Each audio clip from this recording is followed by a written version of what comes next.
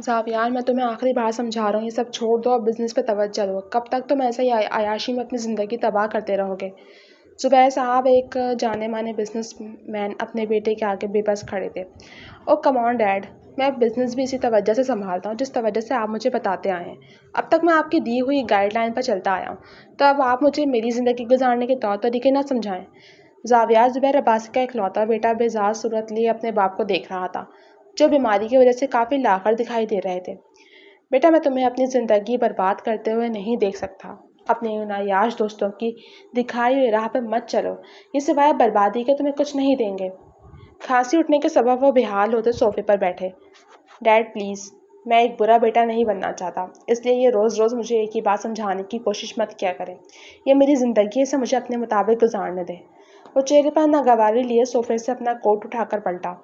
روزی، ڈیڈ کو ان کی دوا دے دو، وہ آواز بلند بولتے وہ ہال کمرے سے نکل کر سیڑھیاں چڑھتا چلا گیا، اور زبیر عباسی بے بسی سے اسے دیکھتے رہ گئے تھے۔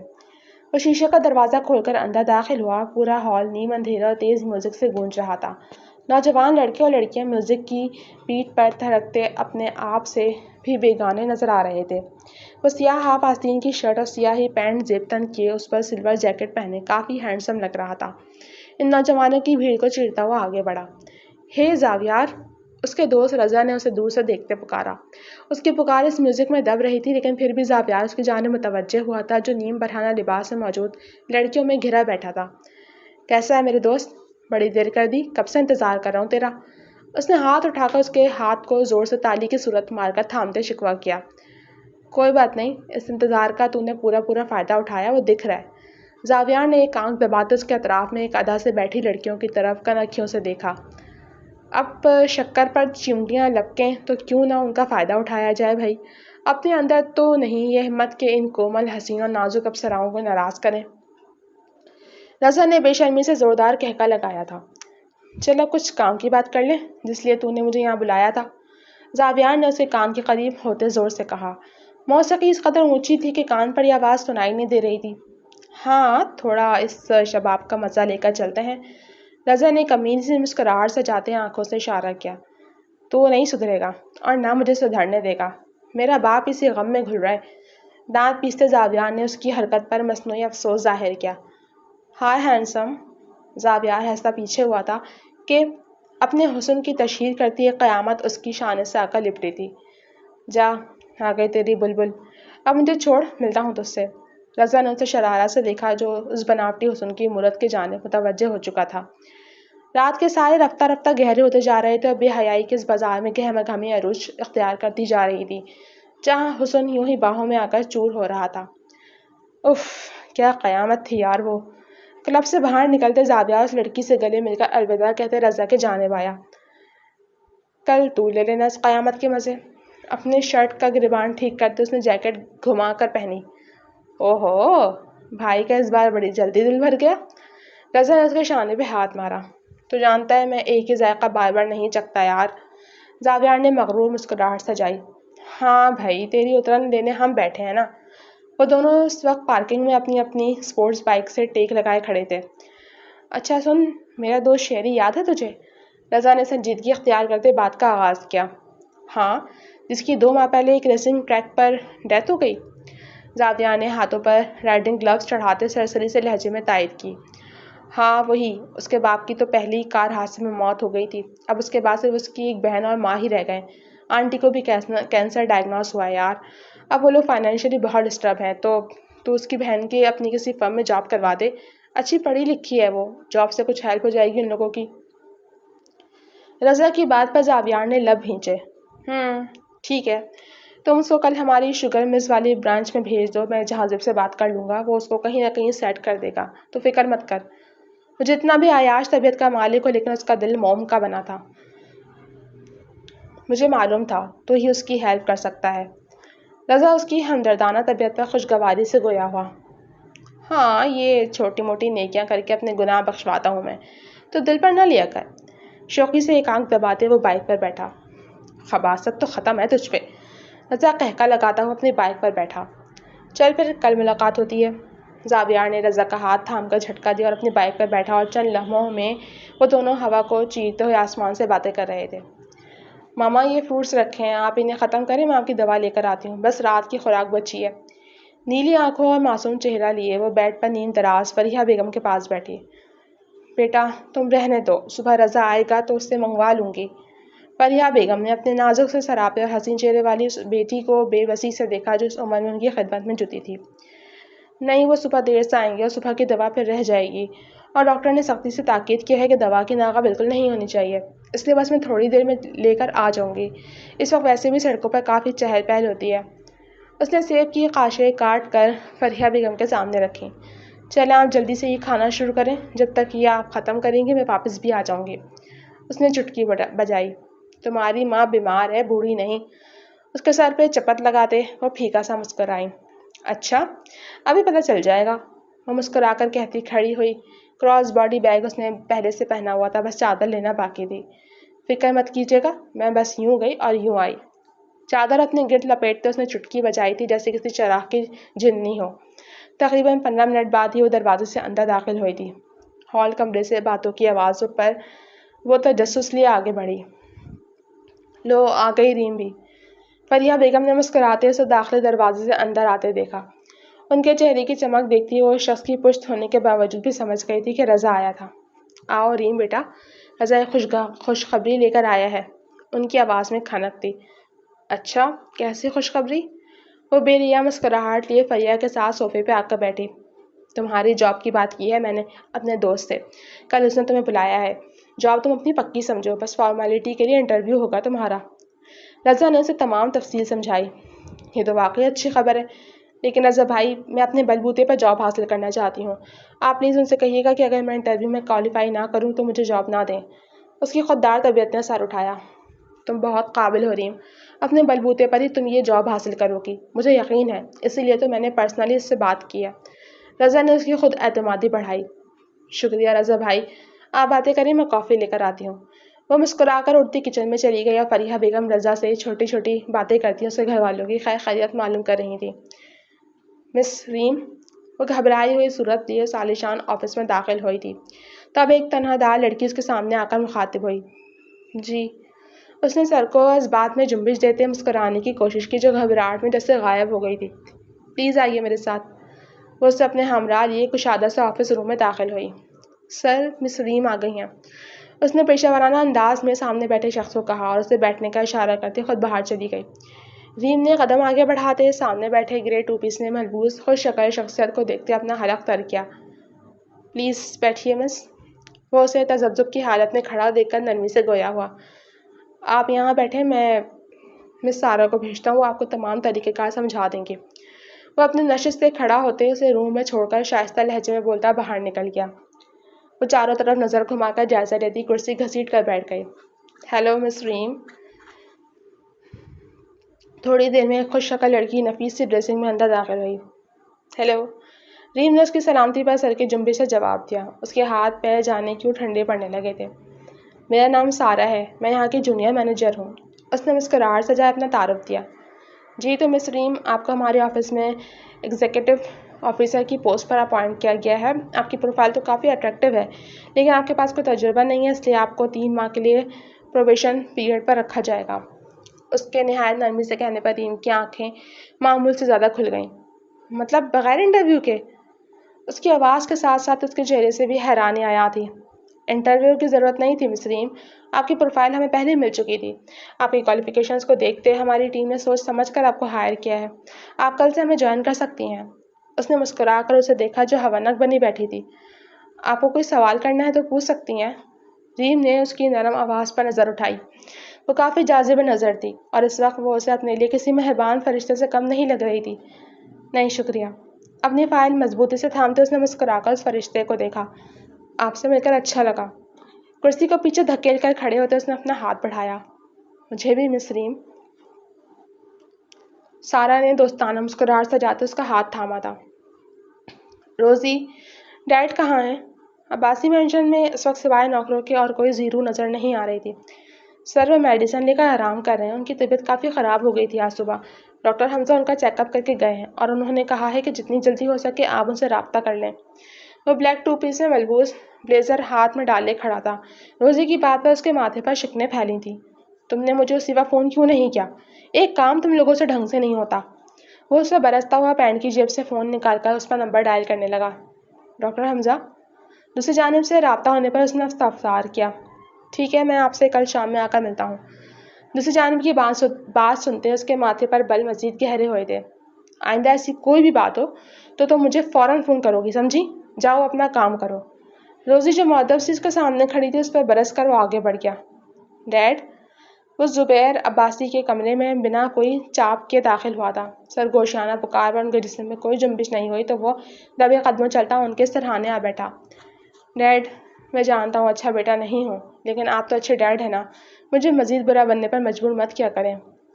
اسے اپنا گزشتہ رات کا برتاؤ یاد آیا تو اس کا دل ملال سے بھرا تھا۔ ماں نے اس وقت ساتھ چھوڑا جب مجھے اس کی بے حد ضرورت تھی، اور آپ نے اپنا پورا وقت بزنس کو دیا۔ اب جب میں اپنے مطابق زندگی گزار رہا ہوں تو آپ مجھے زندگی گزارنے کے ڈھنگ سکھا کر مجھے مجبور کیوں کرتے ہیں ڈیڈ؟ میں آپ سے بدتمیزی نہیں کرنا چاہتا، میں آپ سے بے حد محبت کرتا ہوں ڈیڈ۔ اس کی سرگوشیانہ آواز مزید دھیمی ہوئی تھی۔ اس وقت وہ اس زاویار سے یکسر مختلف لگ رہا تھا جو گھمنڈ اور عیاشی کے نشے میں چور تھا۔ کچھ دیر وہ زبیر عباسی کے سرہانے بیٹھا ان کے سوئے وجود کو دیکھتا رہا، پھر بنا آہٹ کیے ہی وہ کمرے سے نکل گیا تھا۔ مس ریم، اس فائل میں جو ڈیٹیلز ہیں اس کے مطابق آپ کل کی میٹنگ کی سلائیڈز تیار کر لیں۔ جہازت نے فائل اس کی ٹیبل پر رکھی۔ جی سر، میں بس یہ فائل مکمل کر کے مس سارہ کو دے دوں۔ اس نے فائل تھام کر مسکرا کر اسے دیکھا۔ آج اس کا پہلا دن تھا اور وہ پہلے دن ہی کسی ماہر امپلائی کی طرح اپنے ماتحتوں کی نگاہ میں آ گئی تھی۔ آپ بہت محنتی ہیں مس ریم، اسی طرح محنت اور لگن سے کام کرتی رہیں، دیکھیے گا بہت جلد آپ کا پروموشن ہو جائے گا۔ وہ اسے دل سے سراہتا ہوا نرم مسکراہٹ دیتا واپس پلٹ گیا۔ ریم تیز ہاتھ چلاتی سارا کام نمٹانے میں مصروف تھی۔ سے پہر ڈھل کر شام کے سائے پھیلنے لگے تھے کہ اچانک کے آفس میں ایک کھلبلی سی مچی تھی۔ کیا ہوا ہے؟ وہ ناسمجھی سے اٹھ کر اپنی کلیگ کے پاس آئی۔ زاویہ سر آج آفس وزٹ پر آئے ہیں۔ اس کی آواز میں الگ ہی اشتیاق تھا۔ تو تم اتنی خوش کیوں ہو رہی ہو؟ وہ پروموشن کرنے والے ہیں کیا آ کر؟ اسے فہمیدہ کی خوشی کی وجہ سمجھ نہیں آئی تھی۔ اس کی دوستانہ فطرت کی وجہ سے ایک ہی دن میں ریم اسے کافی بے تکلف ہو گئی تھی۔ ارے پاگل، تم انہیں ایک بار دیکھو گی نا تو سب سمجھ جاؤ گی۔ فہمیدہ نے شرارت سے آنکھ میچتے اسے دیکھا۔ پتہ نہیں تم لوگ کیا پاگل پن لے کر بیٹھے ہوتے ہو۔ خیر یہ فائل مجھے کل صبح تک ٹیلی کر کے دے دینا، میں نے اس میں کچھ پوائنٹس ہائی لائٹ کیے ہیں، اسے ایک بار دیکھ لینا پلیز تاکہ میں سلائیڈز فائنل کر دوں۔ وہ اس کی بات کو نظر انداز کرتی، کام کی بات کرتی، فائل اس کے حوالے کرتی واپس اپنی سیٹ پر چلی گئی۔ ابھی اسے کام پر توجہ مرکوز کیے کچھ ہی دیر گزری تھی کہ اس کی توجہ لابی کی جانب گئی، جہاں فہمیدہ ٹرانس کی کیفیت میں کسی کو دیکھ رہی تھی۔ ارے! اگلے لمحے ہوئی واردات پر اس کے لب بے ساختہ دانتوں تلے آئے۔ سوری سر، میں نے آپ کو دیکھا نہیں۔ وہ دراصل یہ کل ہی میٹنگ کی فائل میں مس سارہ کے پاس۔ فہمیدہ جو ٹکٹکی باندھے سیاہ سوٹ میں ملبوس زاویار کو دیکھ رہی تھی، بے دھیانی میں اس کے پیچھے چلتی زاویہ سے جا ٹکرائی۔ لاپرواہی کی بھی ایک حد ہوتی ہے مس، آنکھیں اپنی جگہ پر رکھ کر چلیں تو یہ شرمندگیاں نہ اٹھانی پڑیں آپ کو۔ وسعت آواز میں کہتا ہے لب بھیج کر فرش پر بکھرے کاغذات سے تھوڑا سائڈ ہو کر اندر بڑھ گیا۔ مینیجر بھی اس کے پیچھے تیزی سے بھاگا تھا۔ تمہارا دماغ خراب ہے کیا؟ یہ کیا حرکت تھی؟ سارہ فہمیدہ کے سر پہ آ کر برسی۔ Sorry ma'am. فہمیدہ کے ہاتھوں میں زاویار کے سرد لب و لہجے نے ہی کپکپاہٹ پیدا کر دی تھی کہ سارہ کے سخت رویے پر وہ کوئی رد عمل نہ دے پائی۔ جاؤ جا کر اپنا کام کرو۔ سارہ دانت پیستے اسے تنبیہ کرتی نگاہوں سے دیکھ کر اپنے آفس کی طرف بڑھ گئی۔ کروا لی عزت؟ ریم اس کے اپنی جگہ پر آ کر بیٹھنے پر زچ کرنے والی مسکراہٹ سے جا کر گویا ہوئی۔ چپ کرو تم، فہمیدہ نے اس کے شانے پر ہاتھ مارتے سر ہاتھوں کے پیالے میں گرایا۔ مس ریم؟ آفس بوائے ریم کے پاس آ کر جیسے تسلی کر رہا تھا۔ جی؟ اس کے اس بات میں سر ہلانے پر آفس بوائے کے چہرے کے تاثرات ڈھیلے ہوئے۔ سر نے آپ کو اپنے آفس میں بلایا ہے۔ وہ کسی بوتل کے جن کی طرح پیغام دے کر غائب ہوا تھا۔ مجھے کیوں؟ ریم نے انگلش عادت سینے پر رکھتے الجھتے ہوئے خود کلامی کی۔ مجھے امید ہے کہ تم سر کی ریپوٹیشن سے واقف ہوگی۔ اب کی باری فہمیدہ کی تھی۔ ہاں جبھی تو تم انہیں آہیں بھر بھر کر نہار رہی تھی۔ ریم اعتماد کے ساتھ اسے گھور کر دیکھتی کھڑی ہوئی۔ بیسٹ آف لک، کیا پتہ پہلے دن فائل کر دی جاؤ۔ فہمیدہ نے مزاحن فقرہ کسا۔ دیکھتے ہیں۔ ریم کا اعتماد بظاہر قائم تھا لیکن دل سوکھے پتے کی مانند لرز رہا تھا۔ میں اندر آ سکتی ہوں سر؟ اس نے ہلکی سی دستک کے ساتھ اجازت چاہی۔ جی مس ریم پلیز بیٹھیے۔ زاویہ نے سر جھکائے کسی فائل پر سائن کرتے اسے اجازت دی۔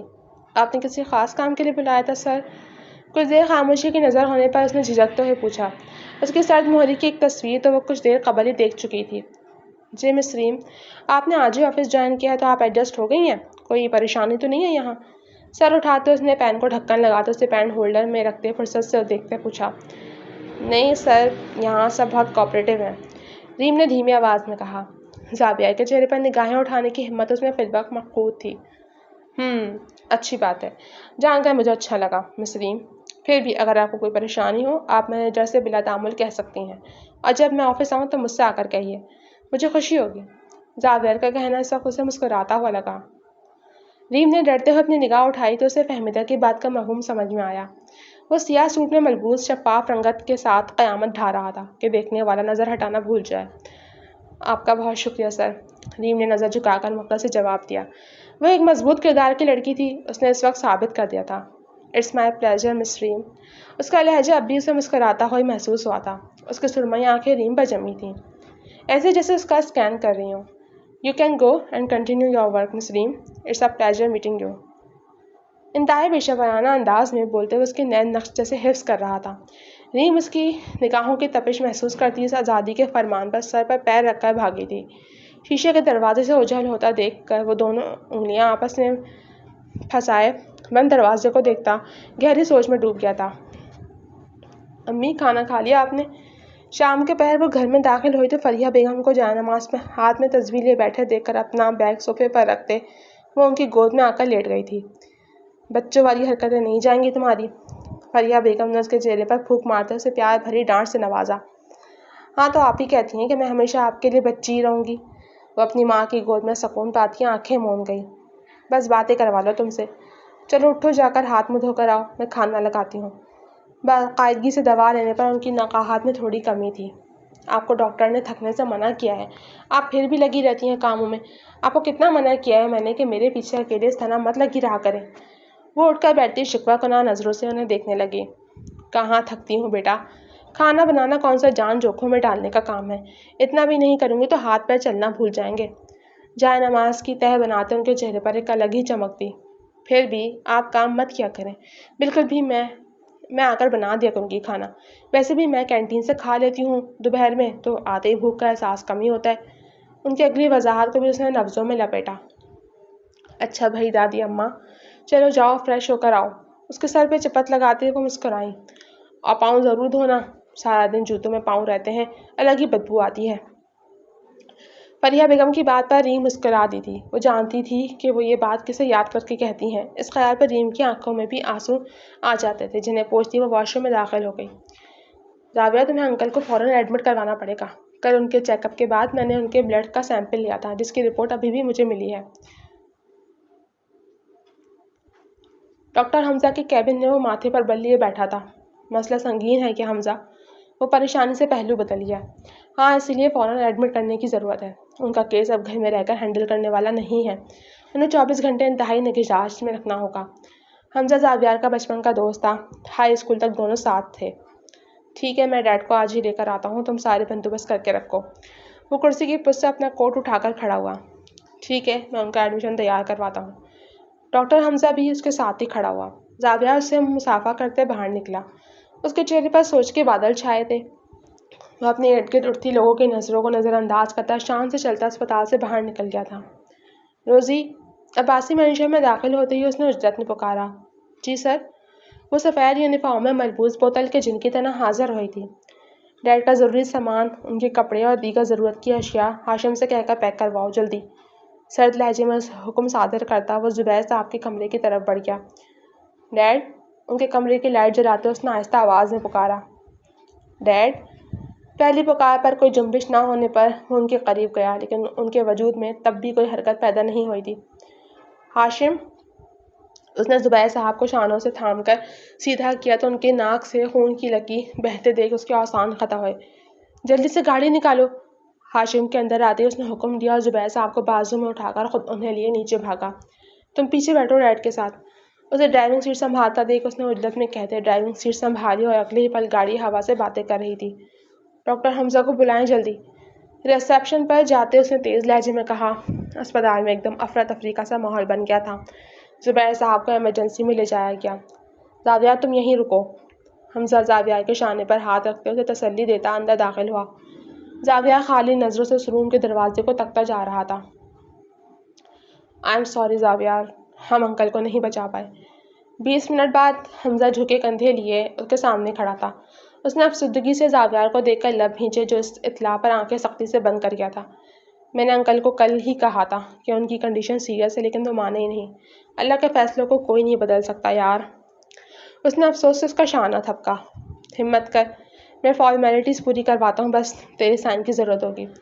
زاویہ کو گمسم کھڑا دیکھ کر وہ آگے بڑھ گیا تھا۔ حمزہ کے جانے کے بعد وہ آہستہ قدم اٹھاتا اس کے کمرے کے دروازے تک گیا، جس کے پیچھے زبیر صاحب کا جسد خاکی تھا۔ تو آپ بھی مجھے چھوڑ گئے ڈیڈ؟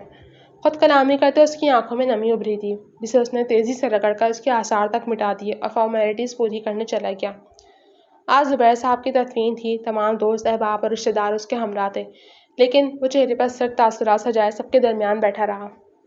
زاویہ، جب سے تو قبرستان سے آیا ہے تب سے یوں ہی بیٹھا ہے، چل کچھ کھا لے یار۔ ایسا کھانے کے انتظامات دیکھتا اس کے ساتھ آ کر بیٹھا۔ موڈ نہیں ہے کچھ کھانے کا، اس نے خلا میں دیکھتے بے تاثر انداز میں بنا رضا کی طرف دیکھے کہا۔ ایسے پتھر بن کر کب تک رہے گا؟ انکل کی حالت تیرے سامنے تھی یار، وہ بہت تکلیف میں تھے، اللہ نے انہیں تکلیف سے نجات دے دی۔ رضا نے اس کے شانے پہ ہاتھ رکھتے اس کا درد کم کرنا چاہا۔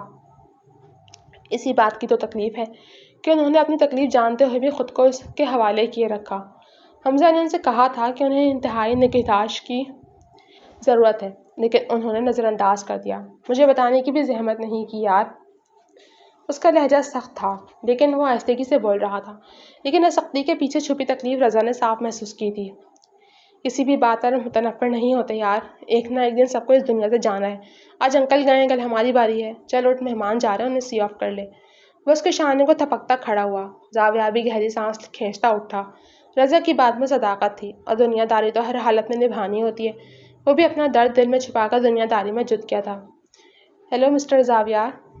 اگلی صبح وہ کثر مندی سے بستر پر لیٹا تھا کہ اس کے فون پر زبیر صاحب کے وکیل کی کال آئی۔ جی یوسف انکل، کہیے۔ وہ چوکنا ہوتا سیدھا ہو کر بیٹھا۔ زبیر کا سن کر بہت افسوس ہوا بیٹا، میں کل شہر سے باہر تھا، اس لیے ان کی آخری رسومات کے لیے بھی نہیں آ سکا۔ ایڈوکیٹ یوسف کاظمی زبیر صاحب کے کافی کلوز تھے۔ کوئی بات نہیں انکل، کسی کو علم ہو اگر کہ اگلے لمحے کیا ہونے والا ہے تو پھر کوئی ریگریٹ ہی نہ رہے۔ اس نے تلخی سے ہنس کر سر جھٹکا۔ بالکل ٹھیک کہہ رہے ہو بیٹا۔ اچھا، آج اگر تم فارغ ہو تو میرے آفس آ سکتے ہو، تم سے کچھ ڈسکس کرنا ہے۔ یوسف صاحب نے سنجیدگی سے پوچھا۔ جی انکل بالکل، آپ بتائیں کب تک آنا ہے؟ ماتھا مسلتے اس نے استفسار کیا۔ لنچ پر آ جاؤ، تب تک میں اپنا ایک کیس نمٹا لوں گا۔ انہوں نے اپنی سہولت سے جواب دیا۔ ٹھیک ہے انکل، پھر میں لنچ پر ملتا ہوں۔ اس نے حامی بھرتے کال منقطع کی۔ کچھ دیر بیڈ گراؤنڈ سے ٹیک لگایا اس نے چھت پر لگے فانوس کو دیکھا اور پھر کمبل ہٹا کر وہ بیڈ سے اٹھ کر واش روم کی طرف بڑھ گیا۔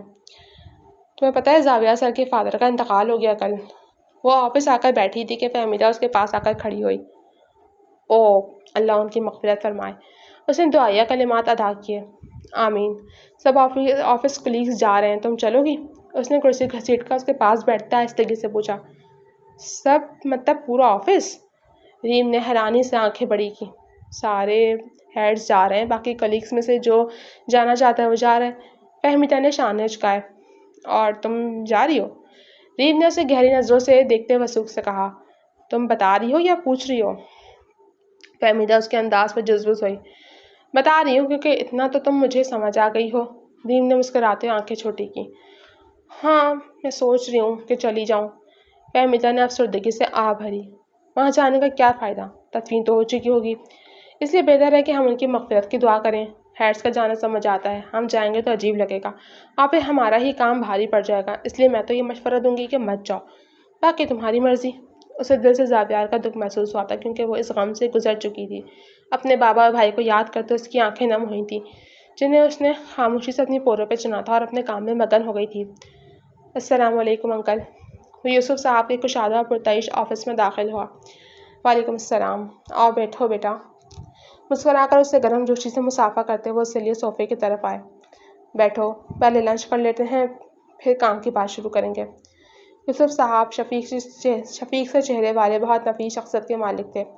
زاویار ان کے استحقاق بھرے انداز پر چاہ کر بھی کچھ نہ بول پایا اور ان کے اصرار پر نہ چاہتے ہوئے بھی لنچ میں شامل ہوا۔ ہاں برخوردار، بزنس کیسے چل رہا ہے؟ لنچ کے بعد کافی کا مگ تھامے یوسف صاحب نے سرسری سے لہجہ اپنایا۔ الحمدللہ اچھا چل رہا ہے۔ ڈیڈ کی بیماری کی وجہ سے انہوں نے پہلے ہی ہر ذمہ داری میرے کاندھے پر ڈال دی، تو اب تو کافی کچھ سیکھ چکا ہوں۔ پھیکی سی مسکراہٹ سے جائے اس نے کافی کا گھونٹ بھرا۔ اچھی بات ہے، اب یہ بتاؤ کہ شادی کا کیا ارادہ ہے؟ وہ اس کے چہرے کے تاثرات نوٹ کرتے کافی سے لطف اندوز ہو رہے تھے۔ شادی؟ نہیں انکل، شادی میرے لائف گولز میں فی الحال تو کہیں نہیں ہے۔ اسے حیرت سے پھنتا لگا تھا۔ تو پھر میرا مشورہ ہے بیٹا کہ اسے اپنی لائف گول میں پہلی ترجیح پر لے آؤ۔ یوسف صاحب نے کپ درمیانی میز پر رکھتے پہلو بدلا۔ میں کچھ سمجھا نہیں انکل۔ زاویار ان کے لفظوں میں الجھا۔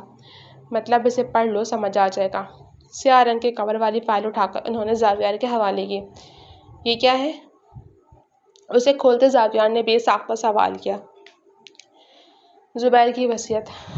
یوسف صاحب کی نگاہیں زاویار کے چہرے پر ہی جمی تھیں، جس کے تاثرات پل پل بدل رہے تھے۔ یہ ناممکن ہے، ایسا کیسے کر سکتے ہیں ڈیڈ؟ وصیت نامہ پڑھ کر حیرت کے ساتھ ساتھ اس کے خون میں ایک دم ابال اٹھا تھا۔ یہ وصیت اس نے پچھلے مہینے لکھوائی تھی۔ وہ اس کے تیش پر پرسکون انداز میں گویا ہے جیسے وہ اس کے رد عمل کے لیے پہلے سے تیار بیٹھے تھے۔ میں ایسے نہیں مانتا، اور ڈیڈ کئی مہینوں سے بیمار تھے، پھر آپ ان کی ایسی کنڈیشن میں یہ سب کیسے مان سکتے ہیں؟ اس نے مٹھیاں بھیج کر خود پر قابو پایا۔ اس کی طبیعت ناساز تھی بیٹے، دماغی طور پر وہ بالکل صحت مند تھا، اور ہم سب جانتے ہیں کہ تم اس بات کے لیے ہرگز رضامند نہیں ہوتے، اس لیے اس نے یہ راہ چنی، جو میری نظر میں بھی بالکل ٹھیک ہے بیٹا۔ اب تم بالکل تنہا ہو، تمہیں ایک فیملی کی ضرورت ہے، کب تک اس طرح زندگی گزارو گے؟ یوسف صاحب نے اسے قائل کرنے کی کوشش کی۔ یہ ظلم ہے انکل، ڈیڈ ہمیشہ سے میری زندگی کو کنٹرول کرتے آئے ہیں، اور اب بھی وہ یہی کر رہے ہیں۔ باوجود ضبط کے اس کی آواز اونچی ہو گئی تھی۔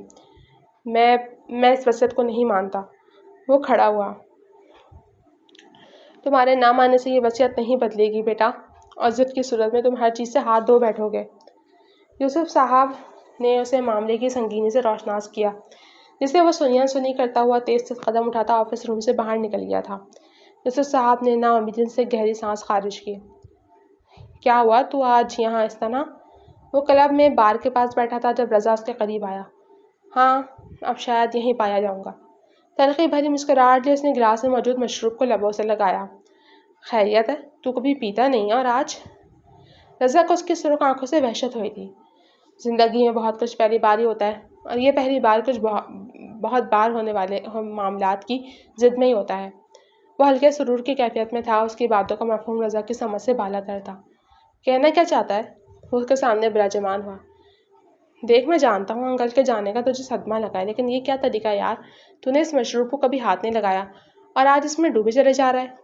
اس کے ہاتھ سے حرام مشروب کا گلاس لے کر رکھتے اس نے ڈپٹا۔ ہاں، ڈوبنا ہی چاہتا ہوں میں، ایسے سمندر میں جہاں مجھے میری زندگی کے اس درد سے نجات ملے۔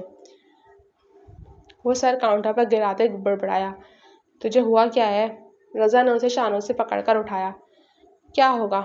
وہی ہوا ہے جو آج تک ہوتا چلا آیا ہے۔ ڈیڈ نے اپنی زندگی میں بھی میرے ہر لمحے کو اپنی مرضی سے موڑنا چاہا، اور اب بھی وہ یہی کر رہے ہیں۔ اس نے تیش کے عالم کاؤنٹر پر ہاتھ مار کر تمام گلاس نیچے پھینکے۔ چل تو میرے ساتھ چل۔ اس کی حالت دیکھ کر وہ چلیے سٹنگ ایریا کی طرف آیا۔ اب تفصیل سے بتا کیا ہوا۔ اسے بٹھا کر اس کے سامنے بیٹھتے رضا نے اسے دیکھا جو نشے میں ڈوبتا بمشکل آنکھیں کھول رہا تھا۔ ہا تفصیل؟ میرا باپ میرے ہر لمحے پر حکومت کرنے کا اتنا شوقین تھا کہ جانے کے بعد بھی اپنا یہ شوق پورا کر کے گیا ہے۔ نشہ اس کے حواس طلب کر چکا تھا۔ وصیت بنا کے گئے ہیں میرے لیے، وصیت۔ سر صوفے کے پشت پر گرائے وہ آسمان کی طرف ہاتھ اٹھا کر بولتے مسکرایا۔ کیسی وصیت؟ رضا کے ماتھے پر بل نمودار ہوئے۔ وصیت میں انہوں نے میرے لیے فرمان جاری کیا ہے کہ میری ساری دولت جائیداد وہ میرے حوالے سے اسی صورت کریں گے جب میں شادی کروں گا، ورنہ یہ سب کچھ مجھ سے چھین کر کسی ٹرسٹ کو دان کر دی جائے گی۔ Can you imagine? سر صوفے کی پشت پر ہونے کے باعث اس کی گردن نمایاں ہو رہی تھی، جس میں ابھرتی گلٹی اسے مزید وجاہت بخش رہی تھی۔ یہاں لڑکی کی اس طرف نگاہ اٹھ کر پلٹنا بھول رہی تھی، جبکہ وہ نشے میں چور ان سب سے انجان بنا بیٹھا تھا۔ اس میں کون سی بڑی بات ہے یار، کر لے تو شادی۔ رضا نے اسے پرسکون کرنا چاہا۔ نہیں، ہرگز نہیں کروں گا میں شادی۔ میں اب انہیں ہرگز اپنی زندگی کو کنٹرول کرنے کی اجازت نہیں دوں گا۔ ساری زندگی یوں ہی گزار دوں گا، لیکن شادی نہیں کروں گا۔ اس پر ایک جنون سا سوار ہو گیا تھا۔ اچھا، ابھی تو ہوش میں نہیں ہے، ہم اس بارے میں کل بات کریں گے۔ وہ اس کے غصے میں آنے پر تحمل سے اسے سنبھالنے لگا۔ ہائے ہینڈسم، کیا بات ہے، آج کافی جوش میں ہو؟ سرخ تنگ اور مختصر لباس سے ملبوس شیری ان دونوں کے سامنے آ کر بیٹھی۔ یہ وہی لڑکی تھی جو کچھ دن پہلے زابیار کے ساتھ وقت گزار چکی تھی۔ ہائے شیری۔ رضا نے اسے ٹالنا چاہا تھا کہ اسے بولنے کا موقع دیے بغیر زابیار نے اس کا ہاتھ پکڑ کر اپنی جانب کھینچا۔ ہائے ہوٹی، اس دن ملاقات ادھوری رہ گئی تھی، لیکن آج تفصیل سے ملاقات کی جائے۔ مجھے تمہارے چہرے سے آگے تمہارے جسم کے ہر حصے کا خمار چکھنا ہے، اس شباب کے نشے کے سرور میں ڈوبنا ہے۔ وہ اس کی کمر میں بازو حمایت کر کے اسے اپنے قریب تر کر گیا کہ رضا نے بے بسی سے ہاتھ اٹھائے۔ اوکے، میں تم لوگوں کو باہر ملتا ہوں۔ وہ ان دونوں کو چھوڑ کر باہر کی طرف بڑھ گیا، جبکہ زاویار اس حسین دوشیزہ کو لیے اپنے مخصوص کمرے کی جانب بڑھ گیا تھا۔ حرام مشروب کے نشے میں چور، وہ اب کچھ پل حسن کے نشے میں ڈوبنا چاہتا تھا۔ رضا نے باہر نکلنے سے پہلے پلٹ کر اسے دیکھا جو کمرے میں داخل ہو رہا تھا۔ اس کی نگاہوں میں تعصب جاگا۔ وہ جانتا تھا وہ اپنے باپ کی ضد میں آ کر اپنے آپ کو برباد کر رہا تھا۔ رات کا دوسرا پہر تھا جب اس کی آنکھ غیر معمولی آواز پر کھلی۔ وہ تیزی سے اٹھ کر بیٹھی تو اس کے ساتھ فریحہ بیگم کی جگہ خالی تھی۔ ماما! جیسے ہی حواسوں نے کام شروع کیا تو وہ ہڑبڑا کر بستر سے نکلی۔ ماما کیا ہوا؟ واش روم کی جانب سے آتی آوازوں پر سمت بڑھی۔ یا اللہ خیر! سفید واش بیسن کو سرخ ہوتا دیکھ دل تھام گئی۔ بیٹا، رضا کو کال کر دو، وہ ہاپتی ہوئی بمشکل بول پائیں۔ آپ میرے ساتھ اسپتال چلیں، انہیں آنے میں پتہ نہیں کتنا وقت لگ جائے۔ وہ خون کی الٹیاں کرتی فریحہ کو دیکھ کانپ اٹھی تھی۔ جلدی سے اپنی اور فریحہ بیگم کی چادر لے کر آئی۔ چلے ماما، ہمت کریں۔ وہ انہیں تھام کر سنبھالتی ہوئی باہر آئی۔ گاڑی وہ آن لائن منگوا چکی تھی۔ ایمرجنسی سے انہیں فوراً ICU شفٹ کیا گیا تھا۔ مس ریم، آپ کی والدہ کا جلد سے جلد ٹریٹمنٹ کرنا بہت ضروری ہے، ان کا کینسر بہت تیزی سے پھیل رہا ہے۔ اگر ابھی سے قابو نہ کیا گیا تو پھر ان کے بچنے کے چانسز بہت کم ہیں۔ ڈاکٹر نے نرمی سے اسے تمام حقائق سے آگاہ کیا۔ ڈاکٹر، اس کا خرچہ کتنا آئے گا؟ اس نے پست آواز میں پوچھا۔ یا آپ مارکیٹنگ سے پتہ کر لیں، وہ آپ کو مکمل گائیڈ کر دیں گے۔ پیشہ ورانہ انداز میں کہہ کر وہ دوسرے مریضوں کو دیکھنے چلے گئے تو ریم اپنا سر ہاتھوں میں تھام کر پاس ہی لگی لوہے کی بینچ پر بیٹھی۔ کیا کروں میں؟ پاپا، بھائی، اب ماما، یا اللہ مجھے کسی اور آزمائش میں نہ ڈال۔ میرا تیرے بعد سوائے میری ماں کے اور کوئی سہارا نہیں ہے۔ آسمان کی جانب منہ کرتی وہ زاروں قطار روتے دل میں فریاد کر رہی تھی۔ رات کے اس پہر اکا دکا لوگ ہی کوریڈور میں موجود تھے۔ اسے ترہم بھری نگاہ سے دیکھنے لگے جو بری طرح ٹوٹ کر اپنے رب سے فریاد کر رہی تھی۔ ایک نئی صبح روشن تھی جو اپنے اندر بہت کچھ چھپا گئی تھی، کسی کا گناہ تو کسی کی آہیں۔ وہ اپنے اندر سموئی شان سے روشن باہیں پھیلائے کھڑی تھی۔ عباسی معیشت میں اپنے پرتعیش کمرے میں وہ اس وقت بے سدھ پڑا تھا۔ گزری رات کا نشہ اب تک اس کے اعصاب پہ سوار تھا۔ کھڑکی سے آنے والی سورج کی پہلی کرن نے اس کے چہرے کو چھوا تو اس نے کسل مندی سے آنکھ کھولی۔ ہاشم! آواز بحال ہوتے ہی اس نے اپنا دکھتا سر تھاما۔ ہاشم! دوسری آواز پر حواس باختہ سا ہاشم اس کے کمرے میں داخل ہوا۔ میرے لیے کافی لے کر آؤ اور سر درد کی دوا بھی۔ دونوں ہاتھوں سے سر تھامے وہ چیخا تھا۔ جی سر، ابھی لایا۔ وہ انہی قدموں واپس پلٹا۔ تھوڑی دیر بعد ہی وہ کافی کے ساتھ مفنز لیے داخل ہوا۔ ٹرے میں ساتھ ہی درد کی دوا بھی موجود تھی۔ سر، کافی کے ساتھ کچھ کھا کر دوا لیجیے گا۔ اس کے غصے سے سبھی خائف رہتے تھے لیکن پھر بھی سب ملازمہ کو اس کی فکر رہتی تھی۔ ٹھیک ہے، جاؤ۔ وہ اسے سخت لہجے میں بولتا سیدھا ہو کر بیٹھا۔ ہاشم خاموشی سے سر ہلاتا کمرے سے باہر آ گیا۔ ہاں بھائی رومیو، کیسی گزری رات؟ وہ اپنے عالیشان آفس میں بیٹھا تھا جب رضا دانت نکالتا اندر داخل ہوا۔ کیسی گزرنی تھی؟ وہ سرد موری چہرے پر سجائے اپنی نظریں دوبارہ لیپ ٹاپ کی اسکرین کی طرف کر گیا۔ مجھ سے کیا پوچھتا ہے؟ ہر رات ایک سے بڑھ کر ایک نئی حسینہ تیری جھولی میں آ کر گرتی ہے۔ ہمیں یہ پروٹوکول نصیب ہو تو ہمیں پوچھنے کی نوبت ہی نہ آئے۔ وہ شرارت سے دیکھتے مسکرایا۔ کل کا نشہ کب چڑھا کب اترا کچھ پتہ ہی نہیں چلا۔ ای میل بھیج کر وہ لیپ ٹاپ بند کر کے اس کی طرف مکمل متوجہ ہوا۔ پتہ چلے گا بھی کیسے جب دماغ پر کچھ اور ہی سوار ہو تو؟ اس نے استہزائیہ ہنسی۔ کیا مطلب؟ زاویار نے ناسمجھی سے اسے دیکھا۔ مطلب یہ کہ اب ذرا ہوش میں پوری بات بتاؤ کہ کل اتنی کیا پریشانی تھی تمہیں جو تم اس دلدل میں بھی اتر گئے جس میں تم اب تک نہیں ڈوبے تھے؟ کچھ دیر کی رفاقت الگ بات ہے لیکن کل جو قربت آپ نے حاصل کی ہے اس کا اندازہ ہے آپ کو؟ رضا لفظوں کو جما کر ادا کر رہا تھا جیسے لفظ کو دانتوں تلے پیس رہا ہو۔ ہر غلطی پہلی بار ہوتی ہے۔ زاویار کے چہرے پر شرمندگی کے آثار رضا کو تو نظر نہیں آئے تھے۔ امید ہے کہ آخری بار بھی ہو۔ وہ دونوں بقول معاشرے کے عیاش طبیعت کے مالک تھے، لیکن کبھی کسی لڑکی سے جسمانی تعلق قائم نہیں کیا تھا۔ ہر رات کلب میں نئی لڑکیاں ان کے ساتھ ہوتی تھیں، لیکن بات اتنی سنگین نوعیت تک بھی نہیں پہنچی تھی۔ بتاؤ کیا مسئلہ ہے؟ کل تم کسی وصیت کا ذکر کر رہے تھے۔ زابیار کو سوچ میں ڈوبے دیکھ کر رضا نے ایک بار پھر استفسار کیا۔ کیا بتاؤں تجھے یار، ڈیڈ بہت ہی بچکانہ مذاق کر کے گئے میرے ساتھ۔ اب اس کا غصہ بے بسی میں بدل گیا تھا۔ کیا مطلب؟ رضا نے ناسمجھی سے اسے دیکھا۔ ڈیڈ نے وصیت کی ہے کہ ان کے مرنے کے بعد 1 مہینے کے اندر اگر میں نے شادی نہیں کی تو یہ ساری پراپرٹی بزنس ایک ٹرسٹ کے نام ہو جائے گا اور میرے حصے میں سوائے عباسی مینشن کے کچھ نہیں آئے گا۔ پیپر ویٹ گھماتے اس نے بے بسی سے شانے اچکائے۔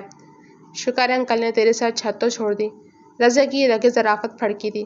بکواس کروا لو بس تم سے۔ زاویار نے تب کر ہاتھ میں پکڑا پین اس کی طرف پھینکا۔ ارے تو اس میں مسئلہ کیا ہے یار؟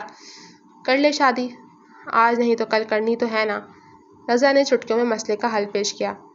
ہاں کر سکتا ہوں لیکن نہیں کروں گا۔ اس کی ضد اپنی جگہ قائم تھی۔ تجھے آخر مسئلہ کیا ہے یار؟ رضا کو اس کی ضد سمجھ نہیں آئی تھی۔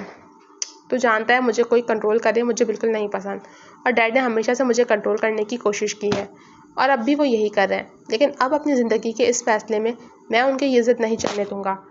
زاویار کے دانت سختی سے بھینچے تھے۔ تو اپنی ضد میں اپنا نقصان کر رہا ہے اور کچھ نہیں۔ ویسے جو بات ہے انکل اس بار بڑی بری طرح پھنسا کے گئے تجھے۔ جال ایسا پھینکا ہے کہ مچھلی چاہے جتنا بھی پھڑپڑائے آزاد نہیں ہو سکتی۔ رضا اس کی ضد کے آگے ہار مانتے اسے زج کرنے لگا۔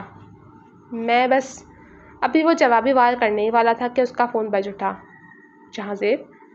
اس کے ماتھے پر شکنوں کا جال گہرا ہوا۔ ہاں جہازیب بولو۔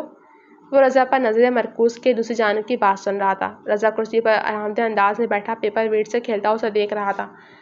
تم مس ریم سے رابطہ کرو، اتنی اہم میٹنگ ہے، وہ ایسی لاپرواہی کس طرح برت سکتی ہیں؟ وہ پہلے ڈسٹرب تھا، اس کی بات سن کر مزید طیش میں آیا، جبکہ ریم کے نام پر رضا الرٹ ہوا۔ ٹھیک ہے تم بیک اپ کو لیڈ کے لیے کہو، میں دیکھتا ہوں۔ جھنجھلا کر بولتے اس نے کال منقطع کی۔ کیا ہوا ہے، ریم کا نام لیا تم نے؟ رضا کے چہرے پر فکرمندی کے سائے تھے۔ اتنی اہم میٹنگ کو وہ لڑکی کیسے اتنا لائٹ لے سکتی ہے کہ بغیر انفارم کی چھٹی کر لی اور اب کال بھی ریسیو نہیں کر رہی؟ تم نے تو اس کی بڑی تعریف کی تھی۔ وہ رضا پر پھٹ پڑا۔ یقیناً کوئی بڑا مسئلہ ہوگا، میں جا کر دیکھتا ہوں۔ وہ تیزی سے کھڑا ہوا۔ ہاں پلیز، اور یہ بھی کہہ دینا کہ اگر وہ نہیں جا سکتی تو سلائڈز جہازیب کو میل کر دیں۔ رضا دروازے تک پہنچا تھا جب اس نے تیز آواز میں کہا۔ رضا سر اس بات میں ہلاتا ہوا باہر نکلا تھا۔ ریم کیا ہوا، آنٹی ٹھیک ہے؟ رضا ان کے گھر پہنچا تو وہاں سے معلوم پڑنے پر وہ تیزی سے اسپتال پہنچا تھا۔ رضا بھائی، وہ کسی اپنے کا چہرہ دیکھ کر اپنا ضبط ایک بار پھر کھو بیٹھی۔ بس ریم بتاؤ کیا ہوا مجھے؟ اس کے آنسو پوچھتے اس نے اسے بینچ پر بٹھایا۔ ماما کی طبیعت ٹھیک نہیں ہے رضا بھائی، ان کا ٹریٹمنٹ جلد سے جلد شروع کرنے کا کہہ رہے ہیں ڈاکٹر، اور وہ ہچکیوں کے درمیان دلستے ہوئے بول رہی تھی۔ اور کیا؟ رضا کے ماتھے پر بل پڑے۔ ٹریٹمنٹ کے لیے 50 لاکھ روپے جمع کروانے ہوں گے۔ اتنی بڑی رقم میں کہاں سے؟